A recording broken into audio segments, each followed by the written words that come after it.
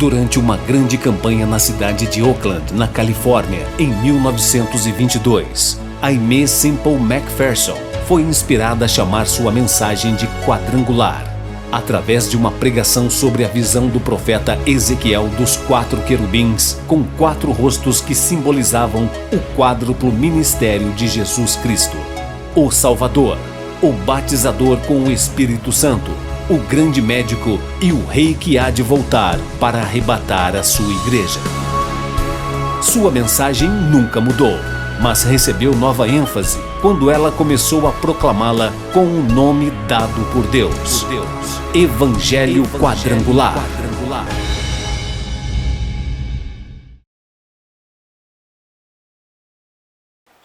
Na primeira carta aos Coríntios, capítulo de número 2, a partir do versículo 6, o apóstolo Paulo escreve: Todavia, falamos sabedoria entre os perfeitos, não porém a sabedoria deste mundo, nem dos príncipes deste mundo, que se aniquilam, mas falamos a sabedoria de Deus, oculta em mistério, a qual Deus ordenou antes dos séculos para a nossa glória, a qual nenhum dos príncipes deste mundo conheceu, porque se a conhecessem, nunca crucificariam ao Senhor da glória. Mas como está escrito, as coisas que o olho não viu e o ouvido não ouviu, e não subiram ao coração do homem, são as que Deus preparou para os que o amam. Mas Deus nos revelou pelo seu Espírito, porque o Espírito penetra todas as coisas, ainda as profundezas de Deus. 1 Coríntios capítulo 2, versos 6 ao 10. Esta é uma mensagem do apóstolo Paulo para a igreja de Corinto. Esta igreja que o apóstolo Paulo fundou, conforme nos registra o livro de Atos dos Apóstolos, capítulo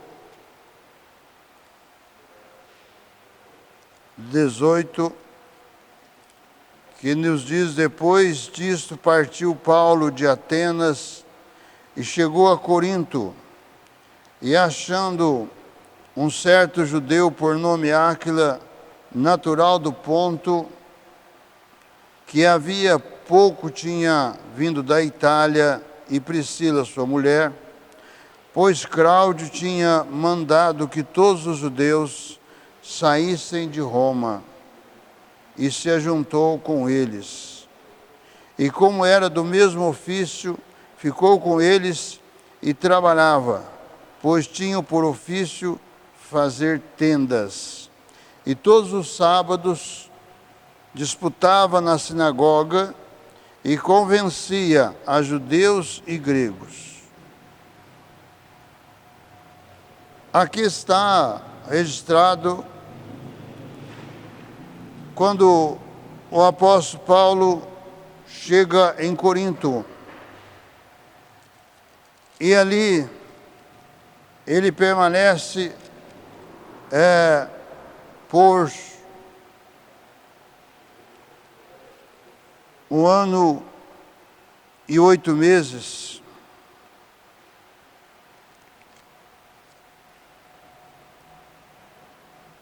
Pregando primeiramente nas sinagogas, porque o apóstolo Paulo, ele tinha o desejo e o propósito do seu coração de primeiramente ganhar os seus patrícios para Cristo. E sempre que chegava em uma cidade, ele se dirigia para a sinagoga embora em alguns momentos ele se indispôs com os judeus, aqueles radicais, aqueles que o perseguia de cidade em cidade, e movia a população, o povo contra Paulo. Mas aqui, quando chega em Corinto, ele encontra este casal e provavelmente a obra de Corinto iniciou na casa desse casal. E agora o apóstolo Paulo está escrevendo esta primeira epístola para a igreja de Corinto. E nesse capítulo 2, nos apresenta o caráter da pregação de Paulo em Corinto.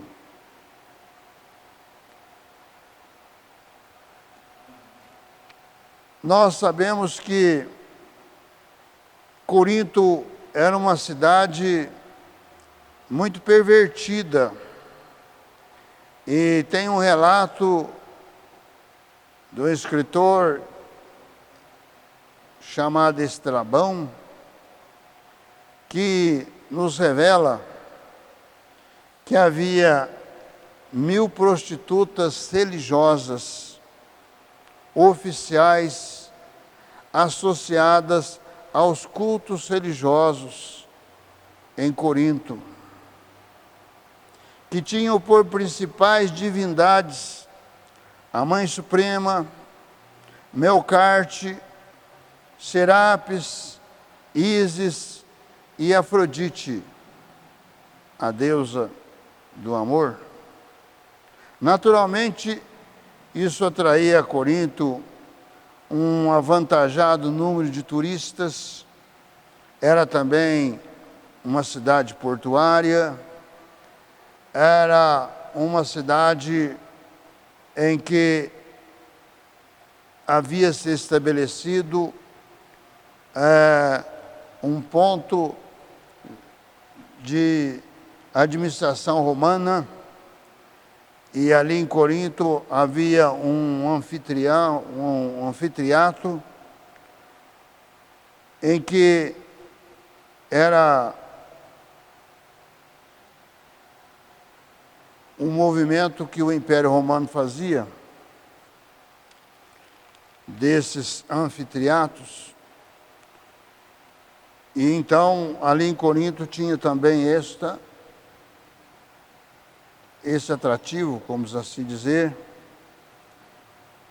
E por isso era uma cidade muito movimentada, e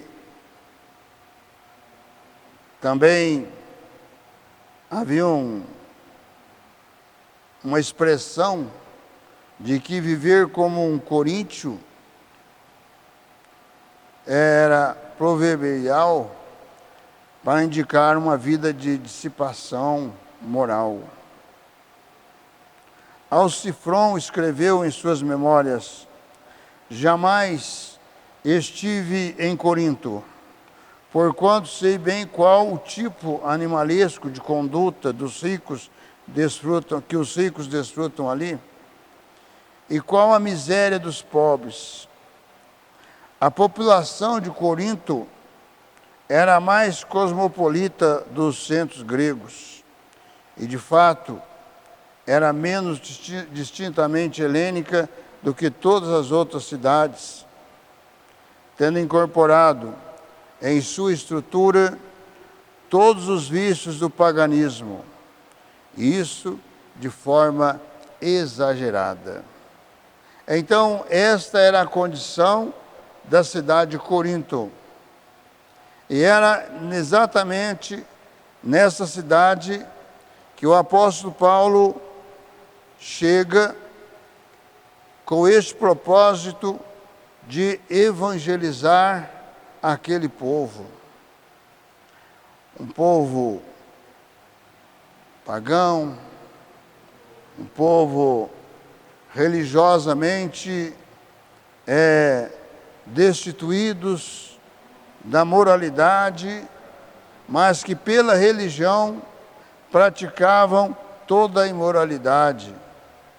Pelo fato de haver esta indicação de que ali em Corinto havia 1000 prostitutas religiosas e oficiais associadas aos cultos religiosos. Então já a gente pode ter uma noção, imaginação da perversão que era em nome da religião, que eram várias, para a perversão. Mas é exatamente neste meio que o Evangelho de Cristo traz a bênção da salvação. Aqui neste capítulo 2 de 1 Coríntios, está declarando o caráter da pregação de Paulo em Corinto. E diz o versículo 1: E eu, irmãos, quando fui ter convosco, anunciando-vos o testemunho de Deus, não fui com sublimidade de palavras ou de sabedoria, porque nada propus saber entre vós, senão a Jesus Cristo e este crucificado. E eu estive convosco em fraqueza, em temor e em grande tremor. A minha palavra e a minha pregação não consistiram em palavras persuasivas de sabedoria humana, mas em demonstração do Espírito e de poder. O Evangelho de Cristo é exatamente isso que o apóstolo Paulo está aqui colocando, porque não é a sabedoria humana, não é a sabedoria dos homens que proporciona uma mudança de vida, que proporciona uma esperança para aqueles que não a têm, mas o Evangelho de Cristo é o poder de Deus pelo Espírito Santo. É o Espírito Santo de Deus quem prescruta as coisas de Deus. E é por isso que o apóstolo Paulo, ele faz referência nesse versículo 9, mas como está escrito, as coisas que o olho não viu, e o ouvido não ouviu, e não subiram ao coração do homem, são as que Deus preparou para os que o amam. Então, esse versículo está em Isaías 64:4, que o profeta Isaías faz esta declaração, dizendo: porque desde a antiguidade não se ouviu, nem com o ouvido se percebeu, nem com os olhos se viu um Deus além de ti, que trabalha para aquele que nele espera. Este Deus, que nos dias de hoje, muitos movimentos da incredulidade, até religiosa, querem negar a existência desse Deus, querem negar que este Deus é um Deus criador, querem negar que este Deus é um Deus controlador de todas as coisas. As pessoas ficam na incredulidade da religiosidade, não encontram e não buscam este Deus, porque ele tão somente é encontrado na pessoa bendita e gloriosa do Senhor Jesus Cristo. Mas o profeta Isaías está declarando para os judeus, declarando que Deus, aquele Deus que eles haviam abandonado e se apegado com outros deuses, com falsos deuses, com a idolatria, com a adoração ao Deus Baal e outros deuses e deusas também.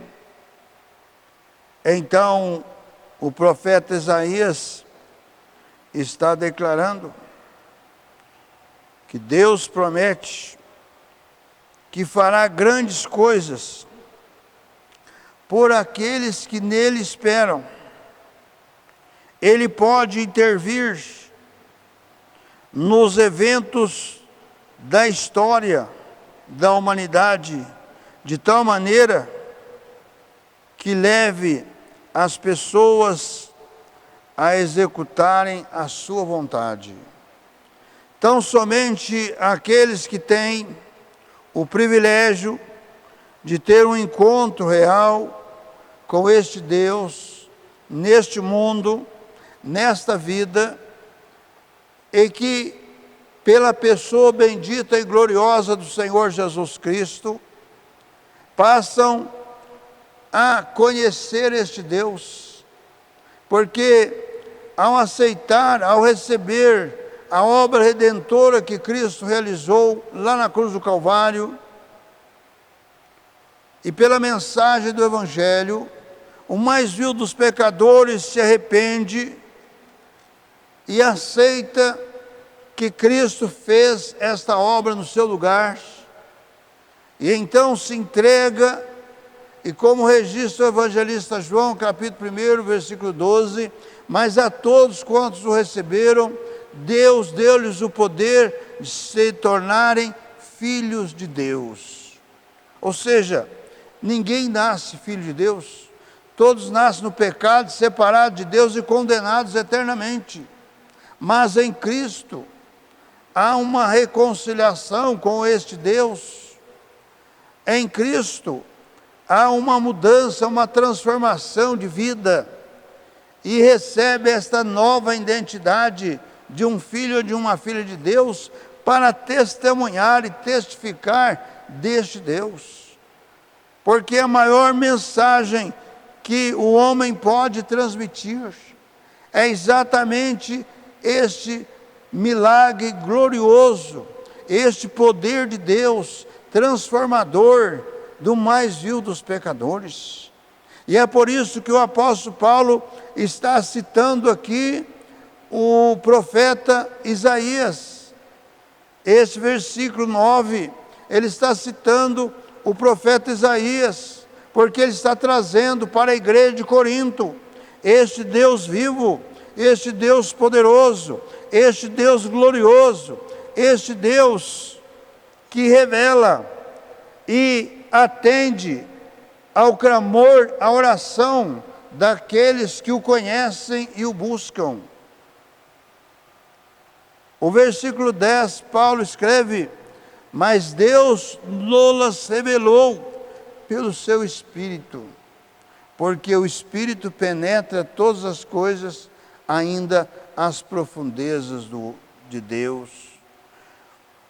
Porque qual dos homens sabe as coisas do homem, senão o Espírito do homem que nele está? Assim também, ninguém sabe as coisas de Deus, senão o Espírito de Deus. Então é o Espírito Santo de Deus que convence o homem do seu pecado.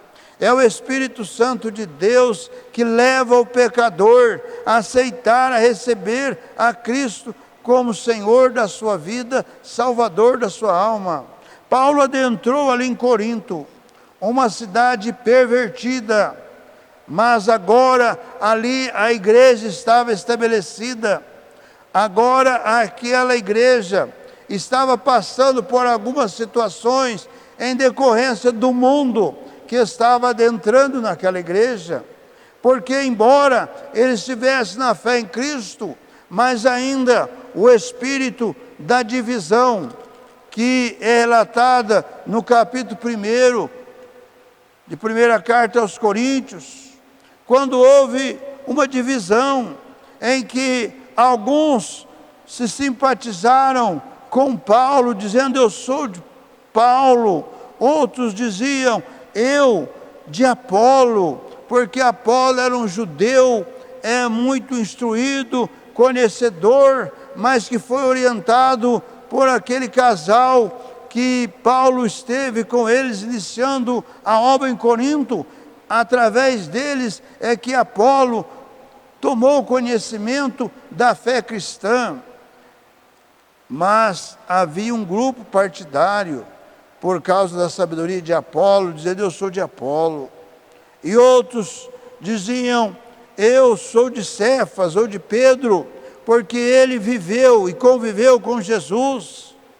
E outros, eu sou de Cristo, porque não queriam participar de nenhum desses grupos, mas todos estavam errados, todos estavam falhos, porque a obra de Deus é pelo Espírito Santo de Deus. Todos aqueles que querem servir a Deus, a Cristo, devem e têm e precisam estar no mesmo Espírito, no Espírito Santo de Deus, porque é o Espírito Santo de Deus quem dirige a igreja de Cristo, é o Espírito Santo de Deus que vai entregar a igreja a Cristo no momento do arrebatamento.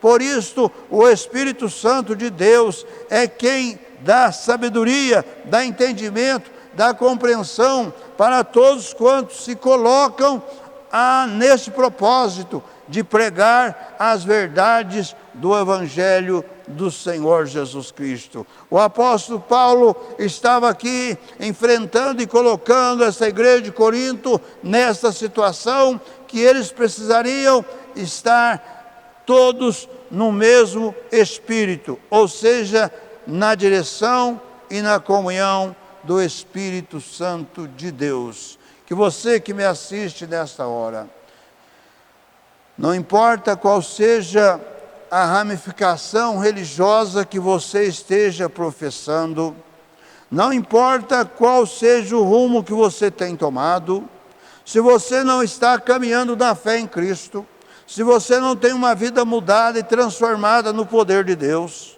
se você não tem a esperança do arrebatamento da igreja de Cristo, que em breve vai acontecer, porque é palavra de Jesus, que Ele vai arrebatar a sua igreja, então você precisa se moldar, você precisa se penetrar dentro das verdades do Evangelho de Cristo, não seguindo os movimentos religiosos, como havia essas prostitutas que eram religiosas, oficiais e associadas aos cultos religiosos. Não significa que estando dentro de um movimento religioso, está na esperança, está na fé de Cristo. Aqueles que estão em Cristo, nova criatura é.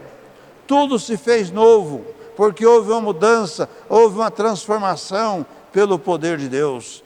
Feche os seus olhos, forme comigo a cadeia da prece poderosa. Senhor Jesus, de todo o poder, Senhor, de toda a graça, no Teu santo nome, ó Cristo amado, juntamente, Senhor, com essas vidas, ó Deus, com esses lares, essas famílias, ó Deus, este empresário, este comerciante, este trabalhador e trabalhadora, que neste instante, Senhor, recebe essa Tua palavra, Senhor, que o Teu Espírito Santo esteja tocando em cada coração, despertando a cada mente para as verdades do Teu Evangelho, para as verdades da Tua salvação. Passa nesta hora a virtude, Senhor, do Teu poder. Vem de encontro, Senhor, a essas vidas que estão dominadas, ó, presas, Senhor, pela religiosidade, mas que sejam tocadas e despertadas pelo poder da Tua palavra, pelo poder do Teu Espírito Santo,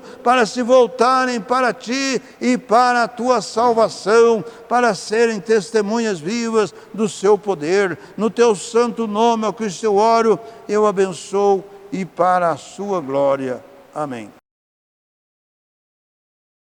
Participe conosco deste ministério, com a sua oração, com a sua participação e também divulgando para os seus parentes, amigos e vizinhos esta obra gloriosa do Senhor Jesus Cristo. O nosso compromisso é de levar as verdades do Evangelho do Senhor Jesus Cristo para todo o Brasil. E você poderá participar conosco, com a sua oração, com a sua presença. E também você poderá, com os seus dízimos, com as suas ofertas, e também como mensageiro da esperança, proporcionar para que alguém possa levar esta mensagem verdade nestes dias de cumprimento da palavra de Deus, em que está próximo o arrebatamento da igreja do Senhor Jesus Cristo. Participe conosco deste ministério para todo o Brasil. Visite também no YouTube,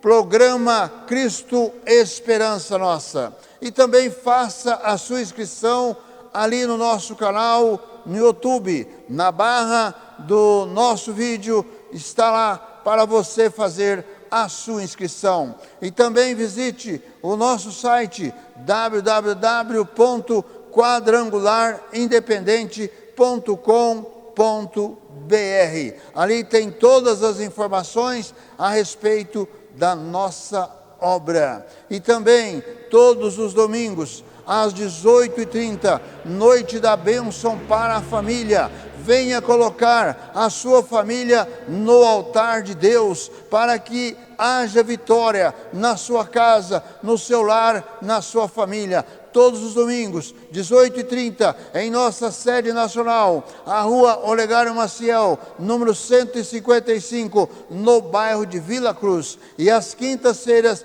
19h30, a noite da vitória. Venha participar, venha receber a sua bênção na noite da vitória. Venha participar da corrente da vitória às quintas-feiras, 19h30. Divulga este programa para os seus parentes, amigos e vizinhos.